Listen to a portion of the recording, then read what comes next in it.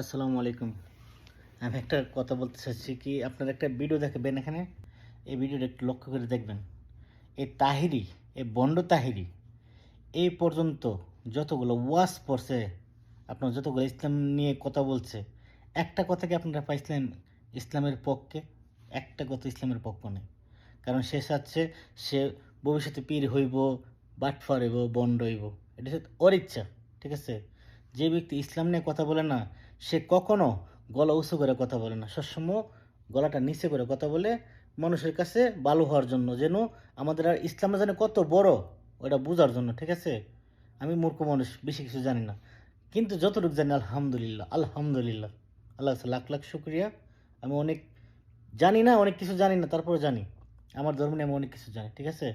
আমার কথা হচ্ছে, এই যে তাহিরি, আপনাদের দেখেন ভিডিওটা, এতক্ষণ ধরে হা হু হু হু হা হু তাহিরি নিয়ে যেন কথা বলতেছে, এর ভিতরে একটা কথা আছে আল্লাহর, একটা কথা। আপনারা দেখেন তো ভিডিওটা। এই তাহিরির জ্বালাও পুরো, এই তাহিরির জ্বালাও পুরো, রাখিয়া তোমার দারে তোরে আমি কত ভালোবাসি।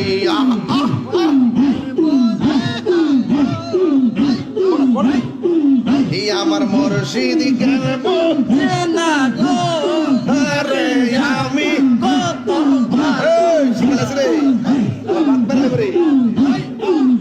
আমার মুর্শিদ কেন বুঝে না গো তোরে আমি কত ভালোবাসি। মাশাআল্লাহ,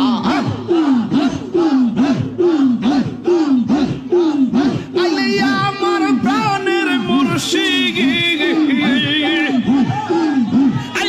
আমার প্রাণের মুর্শিদ আশাই রইলাম।